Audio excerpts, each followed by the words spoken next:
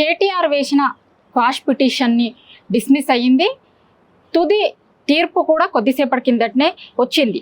Final order కాపీలో అసలు ఏముంది, ఏ బేసిస్లో క్వాష్ పిటిషన్ని డిస్మిస్ చేశారు, అనేక అంశాలపైన నెక్స్ట్ లీగల్గా ఎట్లా వెళ్ళబోతోంది బీఆర్ఎస్ పార్టీ, అనేక అంశాలు మాట్లాడేందుకు మనతో పాటు బీఆర్ఎస్ పార్టీ లీగల్ సెల్ నుంచి జక్కుల లక్ష్మణ్ యాదవ్ గారు ఉన్నారు.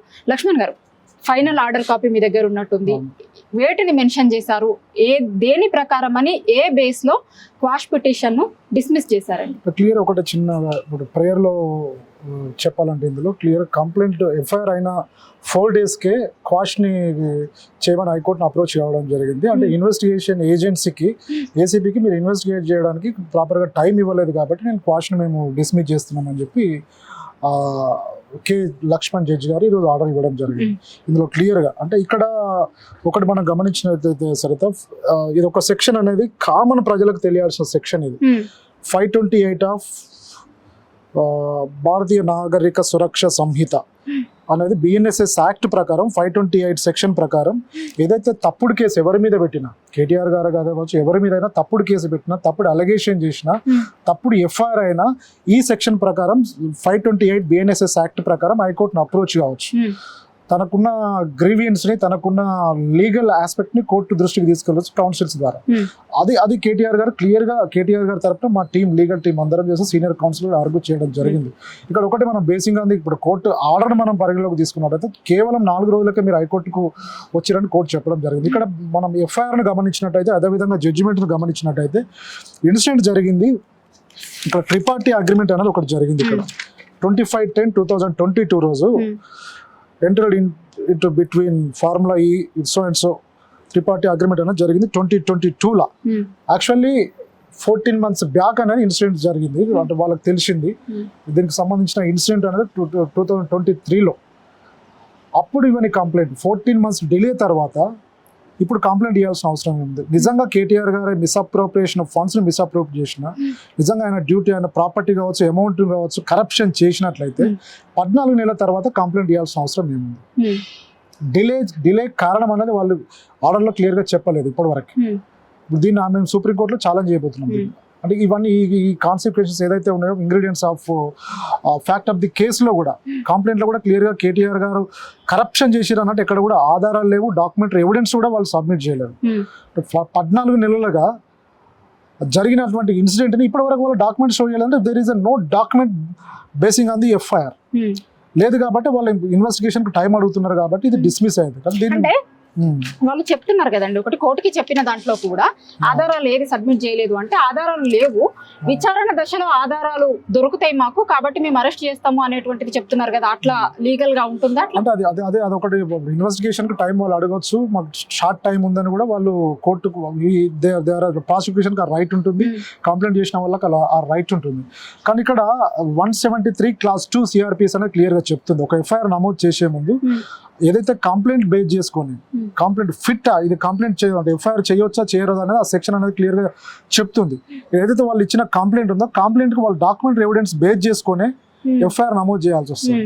నిజంగా డాక్యుమెంట్ నిజంగా ఫ్యాబ్రికేటా కాదా అనేది అది ఇన్వెస్టిగేషన్, మీరు అన్నట్టు ఇన్వెస్టిగేషన్ ప్రాసెస్లో అది ఎఫ్ఎస్ఎల్కే కావచ్చు, నిజంగా ఆ ఎంఓయూలో ఎంట్రీ అయినటువంటి కంపెనీస్ కావచ్చు, హెచ్ఎండిఏ కావచ్చు, లేదంటే కేటీఆర్ కావచ్చు, ఎవరైనా వాళ్ళ సంతకాలే కావచ్చు, వాళ్ళు పెట్టిన సంతకాలు నిజంగా వాళ్ళు ఫ్యాబ్రికేట్ చేసిన సంతకాల, నిజంగా చేసిన సంతకాల, అందులో ఉన్న విట్నెస్లు కావచ్చు, గవర్నమెంట్ కావచ్చు, హెచ్ఎండిఏ కావచ్చు, ఫార్ములా ఈ రేస్కు సంబంధించిన కంపెనీస్ కావచ్చు, ఆ మనీని ట్రాన్స్ఫర్ చేసిన బ్యాంక్స్ కావచ్చు, నిజంగా ఆ డిపార్ట్మెంట్స్ అన్నింటినీ ఎగ్జామిన్ చేసిన తర్వాత నిజంగా ఆ డాక్యుమెంట్ ప్రాపర్గా ఉన్నట్టయితే ఎఫ్ఐఆర్ చేయవచ్చు.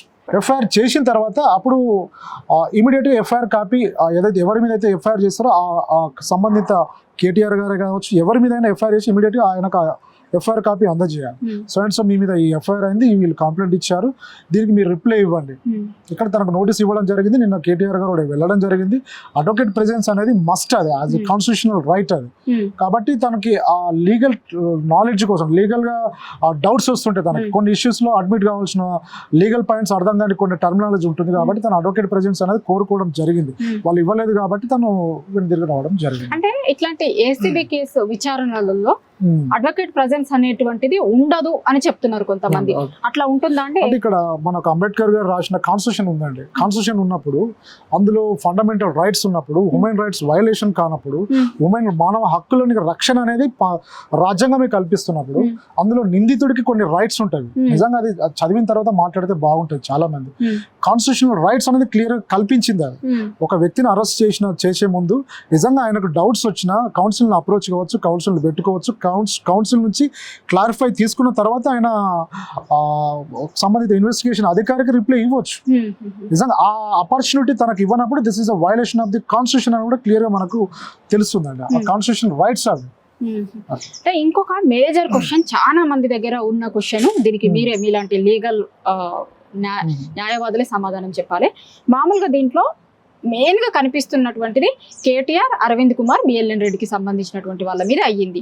ఫార్ములా ఈ కార్ రేస్ కి సంబంధించి ఇటువైపు వాళ్ళని పార్టీ చేసినప్పుడు తీసుకున్నారని, ఏదో అవినీతి జరిగింది ఇందులో అన్నప్పుడు ఇచ్చిన వాళ్ళు తీసుకున్న వాళ్ళు ఇద్దరికి నోటీసులు ఇవ్వాలి, ఇద్దరి మీద ఇన్వెస్టిగేషన్ చేయాలి. కానీ కేవలం ఇటువైపు మాత్రమే చేసి అటువైపు వాళ్ళని కనీసం దాంట్లో కేసులో వాళ్ళని ప్రస్తావించకపోవడం, వాళ్ళకి నోటీసులు ఇవ్వకపోవడం, వాళ్ళ తరపున విచారణ చేయకపోవడం పట్ల ఇట్లాంటి కేసులు నిలబడతాయా? ఇవి ఎంత దూరం పోతాయండి? మంచి క్వశ్చన్ సరిత. ఇక్కడ క్లియర్ గా ఎవరైతే దీని ద్వారా అంటే ఈ ఫార్ములా ఈ కోర్స్ ద్వారా వాళ్ళకి నష్టం జరిగిన ఫార్ములా ఆర్గనైజేషన్స్ ఉన్నాయి, వాళ్ళు ఇంటర్నేషనల్ ఆర్బిట్రేషన్ ట్రిబ్యునల్లో సివిల్ దావా ఫైల్ చేయడం జరిగింది అగైన్స్ ది గవర్నమెంట్. క్యాన్సిలేషన్ చేసే ముందు అంటే ఒక ఎంఓయూని మీరు క్యాన్సిల్ చేసే ముందు ఎందుకోసం క్యాన్సిల్ చేస్తున్నారు, అందులో పార్టీస్ ఏంది, వాళ్ళకి ఇన్వెస్ట్మెంట్ ఎంత, వాళ్ళ నుంచి రిప్లై తీసుకొని వాళ్ళకు రావాల్సినవి పోవాల్సినవి ఉంటే వాళ్ళు పే చేయాల్సింది. ఇప్పుడు ఓవరాల్గా మీకు మీరే క్యాన్సిల్ చేస్తే కుదరదు కదా, పార్టీస్ ఒప్పుకోవాలి కదా. ఇప్పుడు ఒక ట్రిపార్టీ అగ్రిమెంట్ అన్నప్పుడు అగ్రిమెంట్ క్యాన్సిల్ చేసే ముందు అగ్రిమెంట్లో ఉన్న పార్టీ సమ్మతి లేకుండా అగ్రిమెంట్ క్యాన్సిల్ చేసే రైట్ గవర్నమెంటే కాదు ఎవరికి లేదండి. ఒక ఎమ్మెల్యేకి లేదు, ఎంపీకి లేదు, సీఎంకి లేదు, ఎవరికి లేదు, పీఎం కూడా లేదు. ట్రిపార్టీ అగ్రిమెంట్లో ఉన్న ప్రతి పార్టీకి ఆమోదం పొందిన తర్వాత అగ్రిమెంట్ క్యాన్సిల్ చేయాలి. మీరు అగ్రిమెంట్ క్యాన్సిల్ చేయడం వల్ల నష్టపోయినటువంటి ఏదైతే ఆర్గనైజేషన్స్ సంస్థలు ఉన్నాయో వాళ్ళు అందుకని పరువు నష్టం దావా వాళ్ళు కోర్టులో వేయడం జరిగింది, ఇంటర్నేషనల్ ఆర్బిట్రేషన్ ట్రిబ్యునల్ వేయడం జరిగింది. వేసింది కాబట్టి వాళ్ళ మీద పార్టీ చేయలేదు. ఇప్పుడు కంపెన్సేషన్ క్యాన్సిల్ చేసిన గవర్నమెంట్ పే చేయాల్సి వస్తుంది ఎవరికి, వాళ్ళకి. నిజంగా ఇప్పుడు 4 సీజన్స్ నడిపించాల్సిన కార్ రేస్ కోర్స్ని నిజంగా ఫస్ట్ కోర్సులో తప్పు జరిగిందా లేదా అనేది ఇప్పుడు ఇన్వెస్టిగేషన్లో రివీల్ అవుతుంది. ఫర్దర్ ఇన్వెస్టిగేషన్ నిజంగా జెన్యున్గా గవర్నమెంట్ జెన్యున్గా ఉంటే నిజంగా అదే రేస్ కోర్స్ ఫ్రెష్ అగ్రిమెంట్ ఎందుకు చేసుకోలేదు, రేస్ కోర్స్ మీరు ఎందుకు నిర్వహించలేదు అంటే కావాలని పొలిటికల్ వెండెక్టా ఇక్కడ నిజంగా మీరు నిలబడతారని ఒక మంచి క్వశ్చన్ చేశారు. ఈరోజు డిస్మిస్ అయినంత మాత్రాన కేటీఆర్ గారిని అరెస్ట్ చేయాలి అనే ఏ ఒక్క సింగిల్ వర్డ్ కూడా ఆర్డర్లో లేదండి, క్లియర్గా లేదు. క్వాష్ను మాత్రమే డిస్మిస్ చేయడం జరిగింది. ఆ క్వాష్ డిస్మిస్ చేసిన తర్వాత దీంట్లో ఉన్న బేసింగ్ ఆన్ ది జడ్జిమెంట్ని కూడా ఛాలెంజ్ చేసే రైట్ కేటీఆర్ గారికి ఉంటుంది. ఇక్కడ 528 అని క్లియర్గా చెప్తుంది. సుప్రీంకోర్టులో కూడా తనకు రైట్ ఉంటుంది. కాబట్టి ఇక్కడ ఓన్లీ 4 days తర్వాత మీరు వచ్చారు హైకోర్టుకి అనే కోణంలో ఇది డిస్మిస్ చేయడం జరిగింది. అదేవిధంగా 14 months తర్వాత ఎఫ్ఐఆర్ చేయాల్సిన అవసరం ఏముంది, కంప్లైంట్ ఇవ్వాల్సిన అవసరం ఏముంది, నిజంగా ఐపీసీ సెక్షన్స్ పెట్టాల్సిన అవసరం ఉంది, 120B ఎందుకు పెట్టాల్సిన అవసరం వచ్చింది, దీనికి సంబంధించిన ఎలాంటి సింగిల్ డాక్యుమెంటరీ ఎవిడెన్స్ కూడా ప్రొడ్యూస్ చేయలేదు. 14 నెలల కాలంగా ఇన్సిడెంట్ జరిగిన 14 నెలల లోపు ఎలాంటి డాక్యుమెంట్ దొరకదా, అది పెట్టి ఎఫ్ఐఆర్ చేయాల్సిన ఇన్వెస్టిగేషన్ అధికారి ఓన్లీ అంటే వాళ్ళకి ఇన్వెస్టిగేషన్ పెండింగ్ ఉందని చూపిస్తూ ఈ వాళ్ళ డిఫెన్స్ అంటే ఏజీ గారు కావచ్చు, అడిషనల్ ఏజీ కావచ్చు, వాళ్ళ తరఫున అడ్వకేట్లు కావచ్చు దాన్ని అపోజ్ చేయడం జరిగింది. ఇప్పుడు బీఆర్ఎస్ పార్టీ ముందు ఏం ఆప్షన్స్ ఉంటాయి, కేటీఆర్ గారు ముందు ఏం ఆప్షన్స్ ఉంటాయి, బీఆర్ఎస్ పార్టీ లీగల్ సెల్ గా మీ నెక్స్ట్ స్టెప్ ఏముండబోతుంది? క్లియర్ గా అండి ఇక్కడ కేటీఆర్ గారు ఫస్ట్ నుంచి చెప్తున్నారు, ఆల్రెడీ నిన్న కూడా పోయారు, ఇన్వెస్టిగేషన్ ఏజెంట్స్ గా తను సపోర్ట్ చేస్తాడు.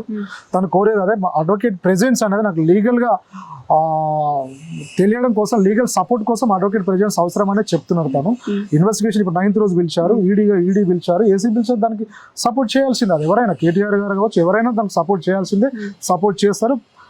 యాజ్ పర్ లీగల్ తను ముందుకెళ్తాను ఫర్దర్ గా. అంటే నెక్స్ట్ ఏముండబోతుంది మీ స్టెప్? సుప్రీంకోర్టులో ఫైల్ చేసే అవకాశం ఉందండి. అది మోస్ట్ ప్రాబబ్లీ ఈ రోజు రేపు ఉండొచ్చు. థ్యాంక్ యూ అండి.